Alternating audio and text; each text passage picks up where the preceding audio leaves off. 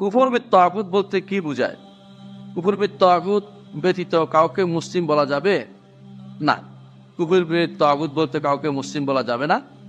কুফর বিত তাগুত বলতে বোঝায়, আমরা বুঝিয়েছি, আল্লাহ তাআলার যে সমস্ত রুবুবিয়তের যে দাবি, বৈশিষ্ট্য, আল্লাহ তাআলার নাম ও গুণের বৈশিষ্ট্য, আল্লাহ তাআলার দাসত্বের যে বৈশিষ্ট্য, এগুলি যদি অন্য কারোর জন্য সাব্যস্ত করা বন্ধ না করেন, তা আপনি কুফর বিত তাগুত করলেন না। কুফর বিত তাগুত হচ্ছে উল্টাটা করা, অর্থাৎ আল্লাহর নাম গুণ আল্লাহর জন্য সাব্যস্ত করুন।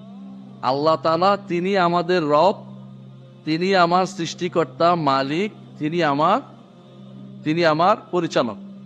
এই তিন জিনিস শুধু তিনিই করে, আর কেউ করতে পারে না। আর তিনি ইবাদত বলতে যত প্রকার ইবাদত আছে সব তিনি তার জন্য নির্ধারণ করতে হবে। অন্য কারো জন্য যদি আপনি এগুলি না ছেড়ে দেন, কারো করছেন আপনি ধরেন না ছেড়ে দেন, তো আপনি ইমানদার হইতে পারেন নাই।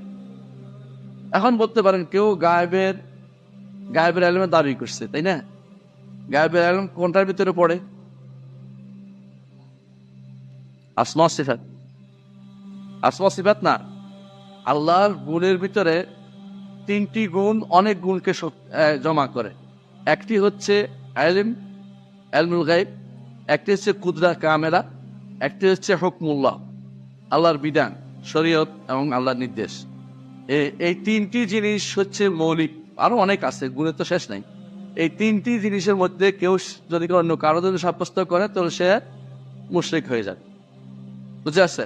কেউ যদি মনে করে যে অমুকে আমার জন্য আল্লাহর বিধান দিতে পারেন, দুনিয়ার বিধান নিষিদ্ধ না, দুনিয়ার বিধান দিতে পারে। যেমন একটা দিল, গাড়ি কোন পাশে লাল আলো জ্বললে থামবে, সবুজ আলো দিলে চলবে, হলুদ হলে যাওয়া আসার মধ্যে থাকবে, মাঝে থাকবে, নীতি করছে। এটা কি নিষিদ্ধ? নিষিদ্ধ। আল্লাহর বিধান বিরোধী হয় নাই তো। আল্লাহর বিধান বিরোধী না হইলে আপনার যে কোনো রাষ্ট্র যে কোনো নীতি দিতে পারে, যেটা শরিয়া বিরোধী না হইলে হলো। তো শরিয়া বিরোধী কোনো আইন দিতে পারে কেউ যদি বিশ্বাস করে, কুফর বিত তাগুত হয় না, তার ঈমান শুদ্ধ হয়নি। বুঝলে? বিদ্যমান পার্লামেন্ট হালাল হারাম করতে পারে দাবি করে, কি হবে? কুফর বিত তাগুত হয় নাই তার। বুঝছেন তো? পার্লামেন্ট হালাল হারাম করতে পারে না, সংখ্যাগরিষ্ঠ হালাল হারাম করতে পারে, সে ব্যক্তি ঈমানদার আছে? নাই। কুফর বিত তাগুত হয় না। বুঝতে পারছেন কথা? এটা হচ্ছে কুফর বিত তাগুত।